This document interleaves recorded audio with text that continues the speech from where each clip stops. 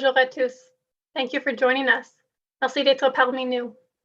My name is Kendra Titley and I will be your moderator. Je m'appelle Kendra Titley et je serai l'animatrice de ce point de presse. Before we begin, please note that this press conference includes simultaneous and sign language interpretation services. It is available either in full French or in full English.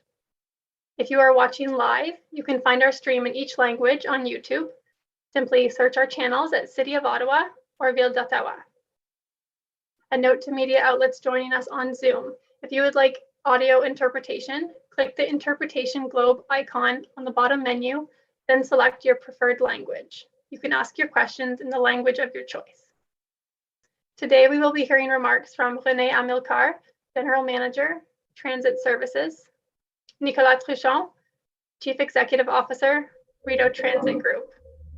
We also have the following staff available to answer questions after remarks. Richard Holder, Director, Engineering Services, Transit Services, Troy Charter, Director, Transit Service Delivery and Rail Operations, and Mario Guerra, Chief Executive Officer and Acting General Manager, Rideau Transit Maintenance.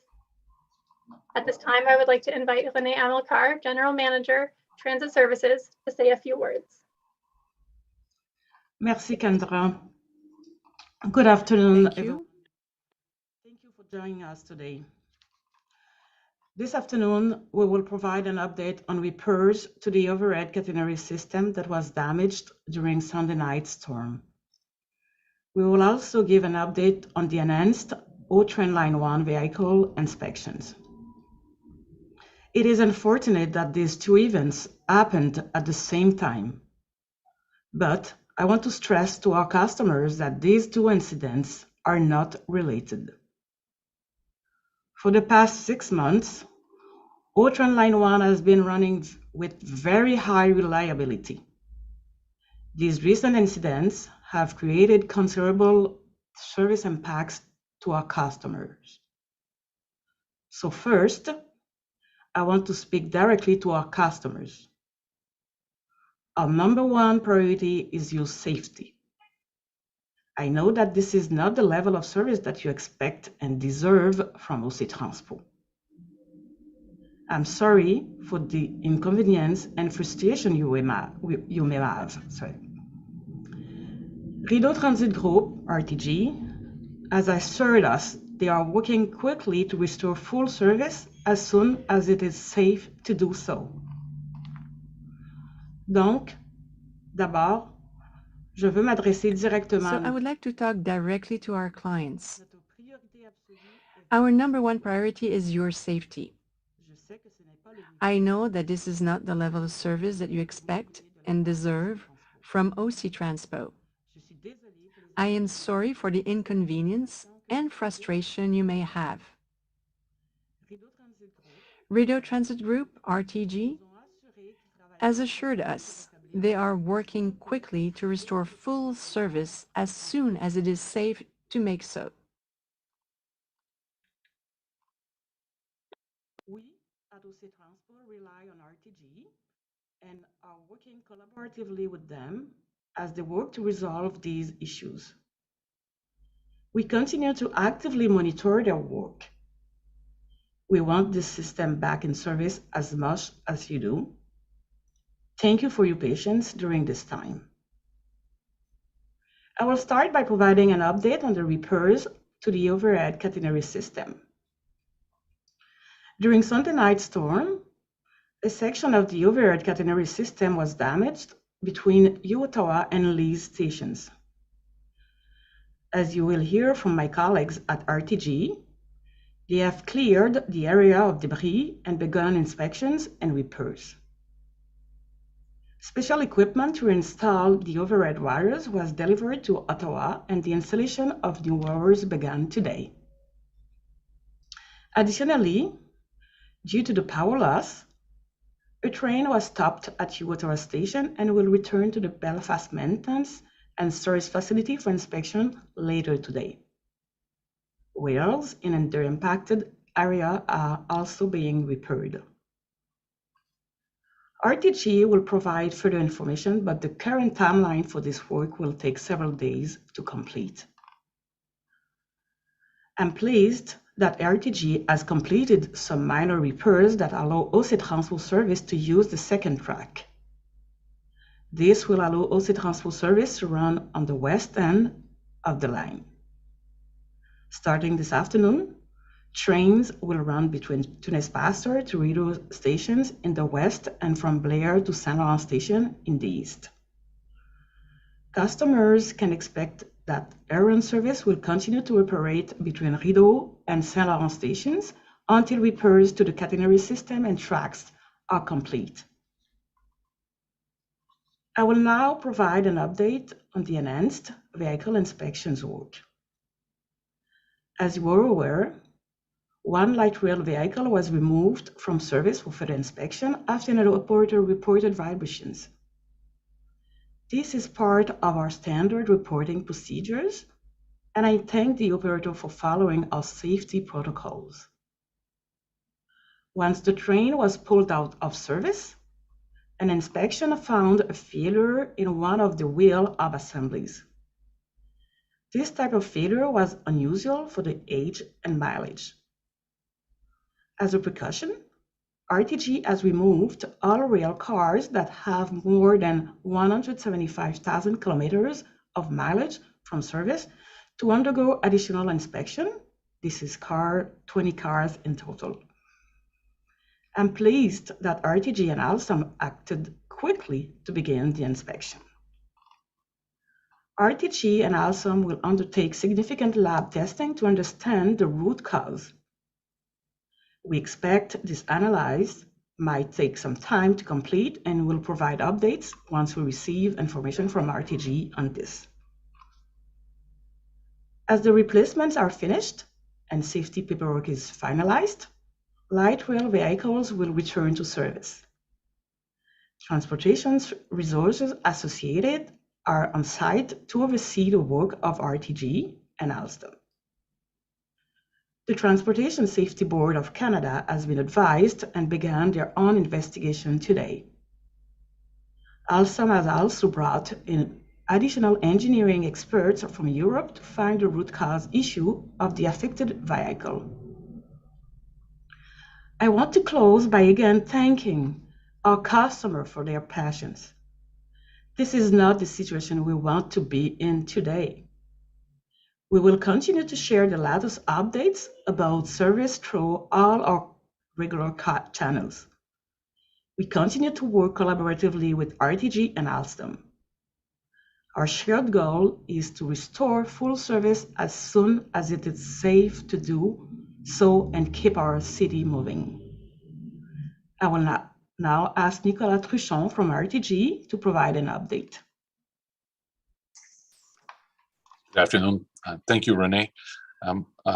So in our desire to communicate directly to the Ottawa transit community, Mario Guerra and myself are here today to provide a general update on the two incidents that have had an impact on the Confederation Line service of the past few days.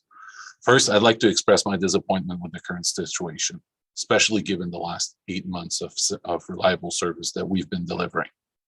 We've learned important lessons from the incidents of last year, and these are now shaping how we respond and react to incidents like the ones we will be discussing today.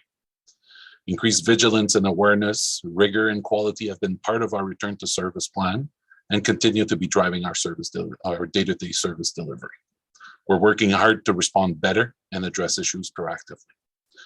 We know how partial service has disrupted the daily life of O-Train commuters, and we are working diligently to reinstate full service in a safe and reliable manner as soon as possible. I'd now like to turn it over to my colleague Mario Guerra for specifics about the two incidents that we will be discussing today.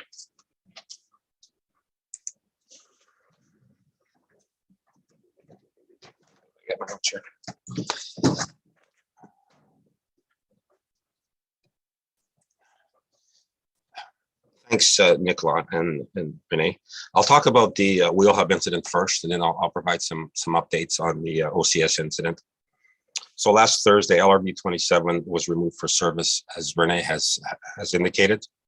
The vehicle was inspected, and we found initially that it had much more free play than is normal, As you know, we regularly test vehicles as a result of the axle bearing incident. This one had about 0.1 inches of play, where the normal number would be around 0.004. So as per the current procedure, the vehicle was scheduled to have its axle replaced. When the axle was removed, we found that the hub was cracked and had fractured. The investigation is still in its early stages in terms of to determine what actually happens. We're currently working with TSB and OC Transpo. As Renee indicated, Alstom vehicle experts are on site today to continue to help with the investigation. The train mileage was approximately 300,000 kilometers. The axle that was problematic was approximately 211,000 kilometers. This is to err on the side of caution and to be overly cautious as we typically are. We decided that 175,000 kilometers was the benchmark we would use, and anything over that would be held back from service and inspected, and that's where we are today. So a total of 20 vehicles will be held. We've already processed 2 vehicles that have been inspected. We have also taken the position we are replacing the hubs with brand new ones, and the existing hubs that were taken off are being put to the side, and they'll go through non-destructive testing at some point in the future, and then the determination will be made. In total, we're changing hubs on 4 axles per vehicle. It is quite an involved process. Our best estimate is 2 vehicles per day is what we're currently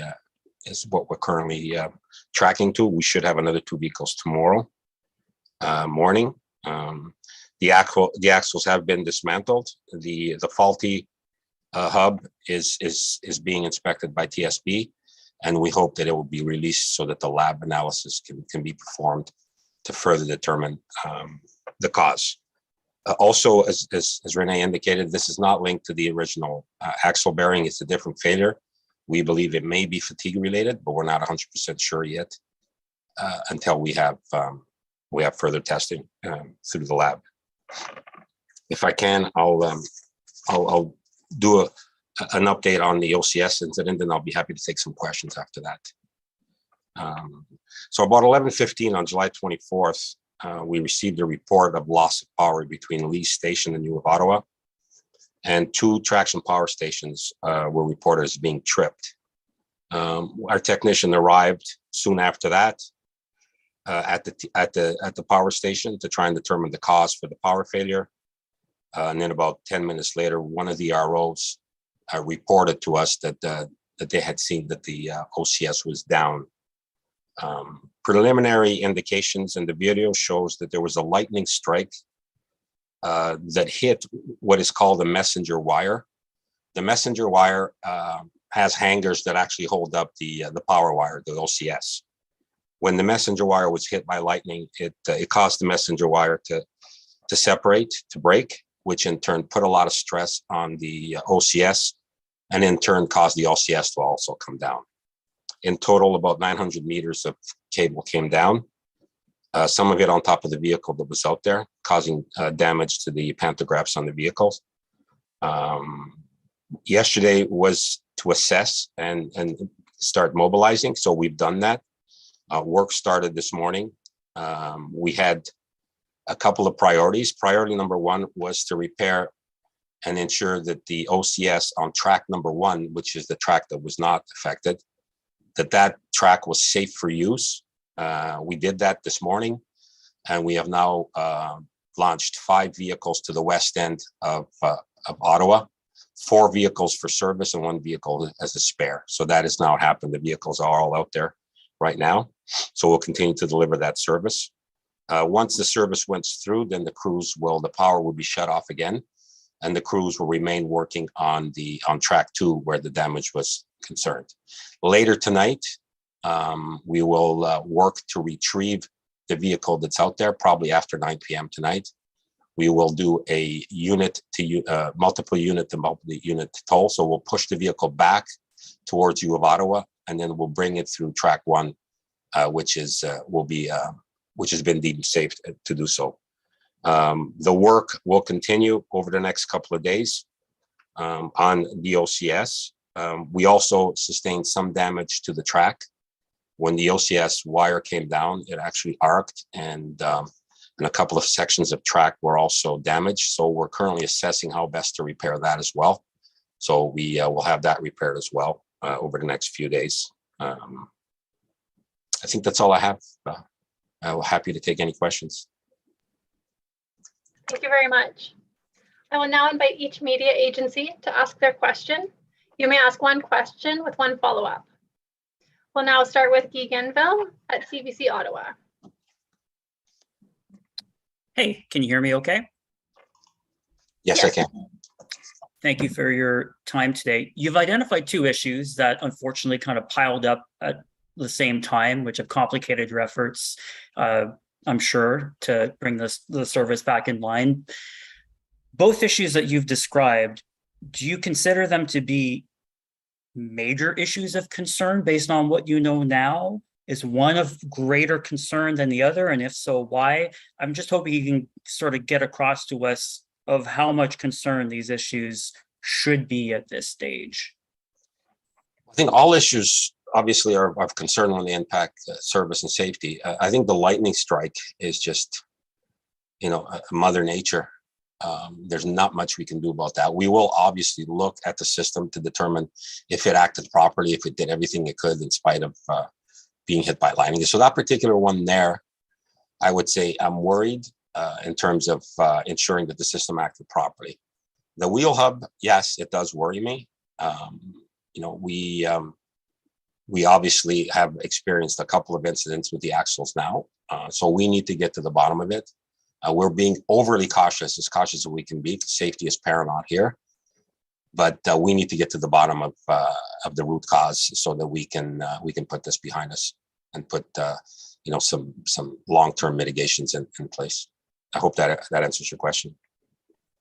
Yeah, as a follow-up, you mentioned regarding the lightning issue that there's not much we can do, but can you talk about what is currently in place to protect the overhead wires or the catenaries? I've heard them described. What's currently in place now to protect that system? And if there isn't anything in place currently, what is the city and OC Transpo and the maintenance contractor doing to better protect that system so that, if another lightning strike hits another part of the overhead wires tonight in a different section, let's say, that doesn't happen again? Yeah. So, let me sort of add a little context. I've been in this business 40 years and I've never experienced a direct hit like this with lightning. They do happen from time to time all over the world. There are lightning arresters that are in place. And we will obviously look to our engineers to find out if they're enough, if there's more we can do. But from what I've known in a short period of time, when there's a lightning strike directly hitting that messenger wire, I don't think there's much that we could have done to prevent the situation from happening. But we're still in the early stages, so we'll need a little bit more time to investigate.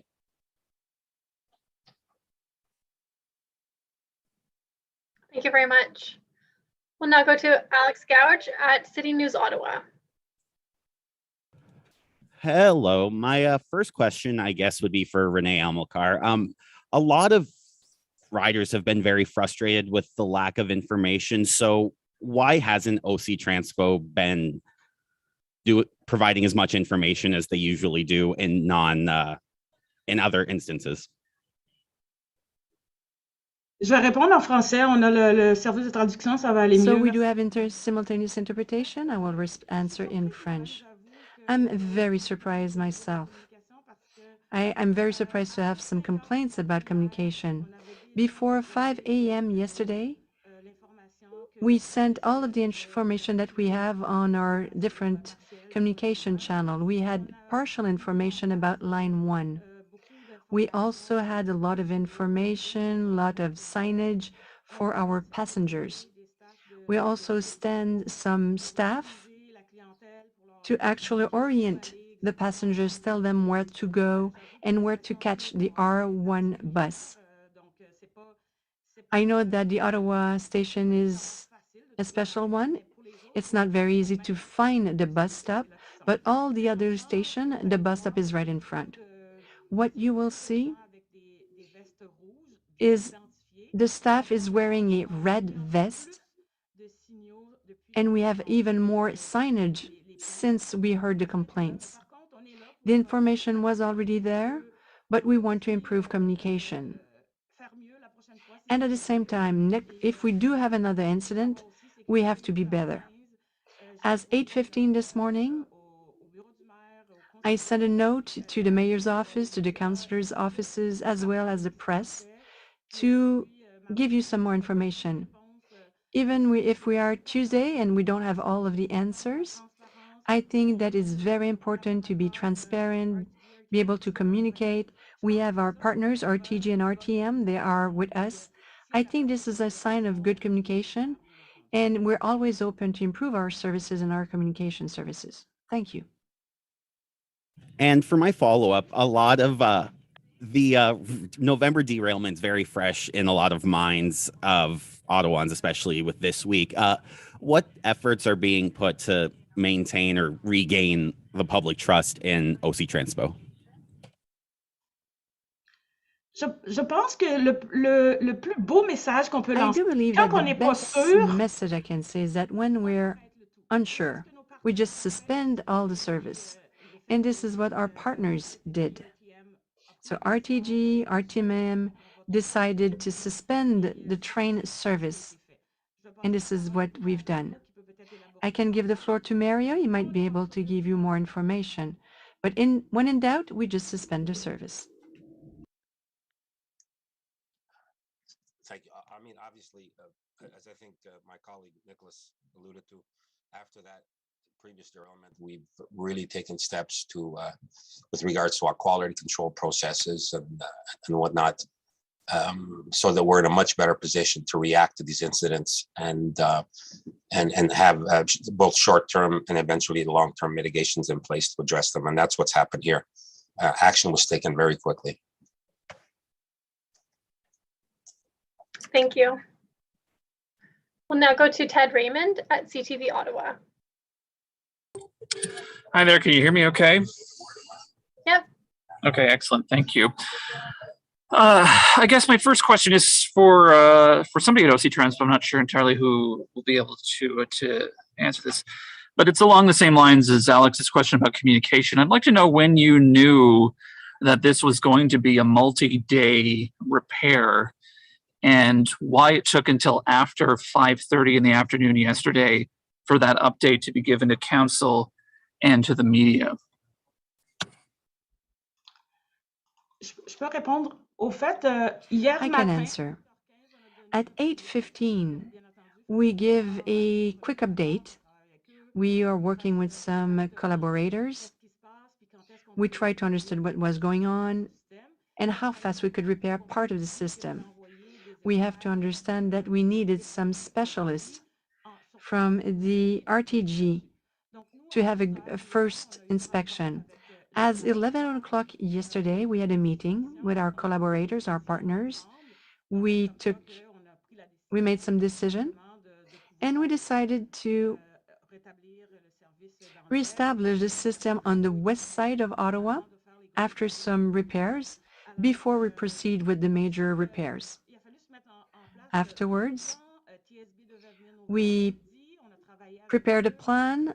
They came to see us, and we wanted to know if they could come here a little bit, to be here quickly, making sure they could look at the part that was failing.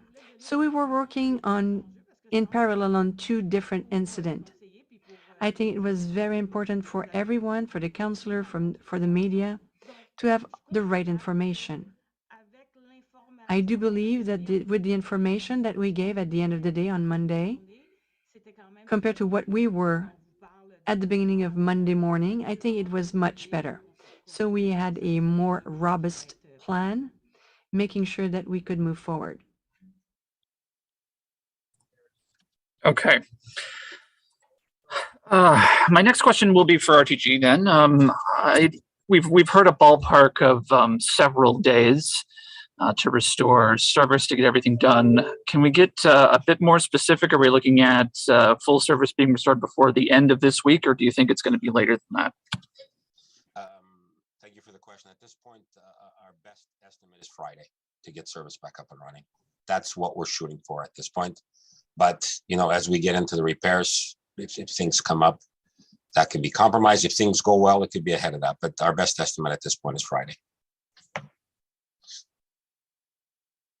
We will, of course, continue to supply vehicles for the West End and the East End surfaces we're doing today. Thank you very much. Nous allons maintenant Julien Paquette à le droit. Julien Paquette, le droit. Go ahead. My question is for Madame Amilcar.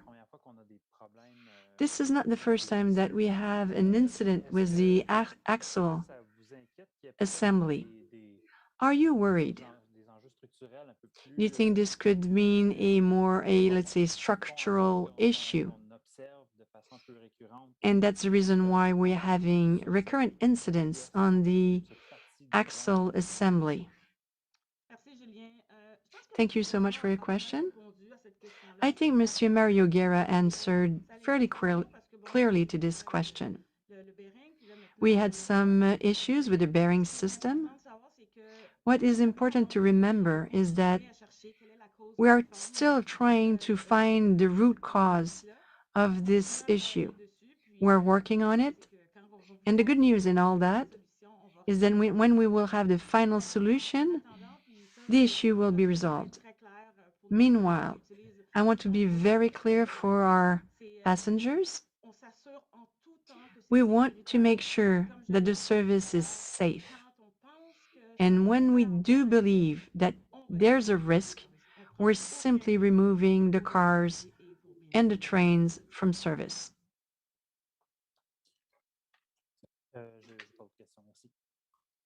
That's it for me. Thank you very much.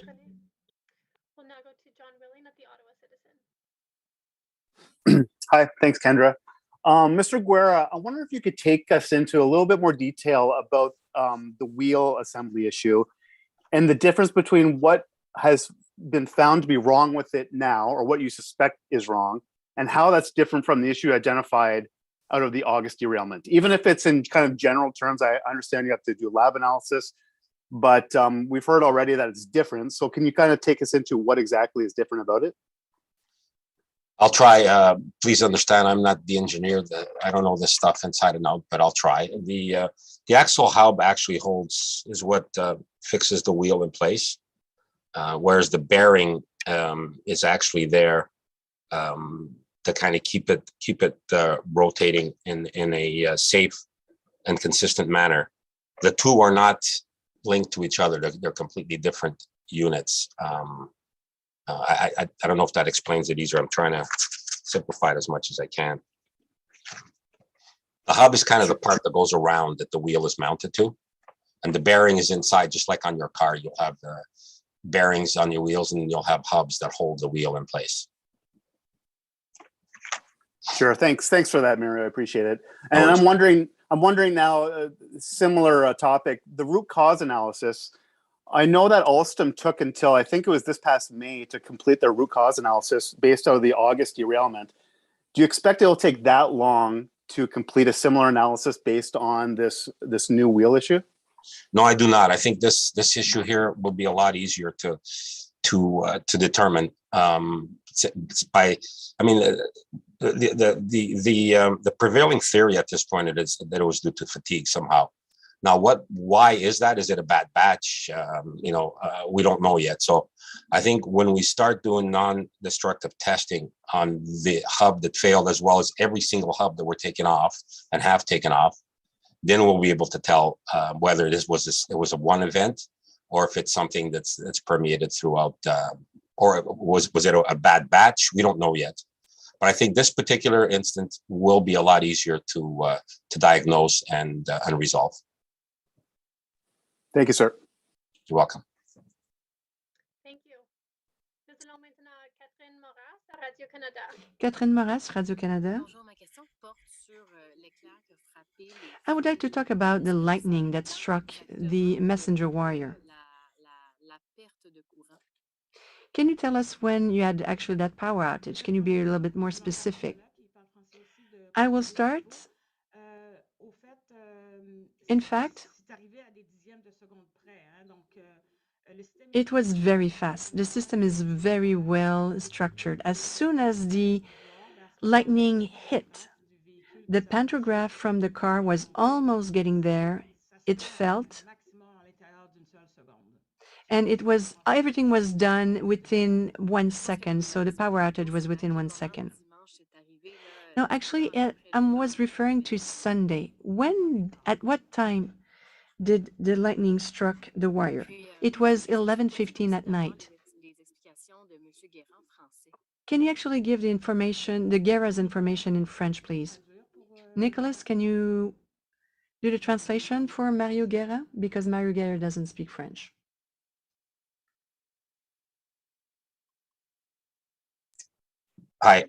No, I can hear the translator, so I have the question. If you would like me to respond in English, if that's okay.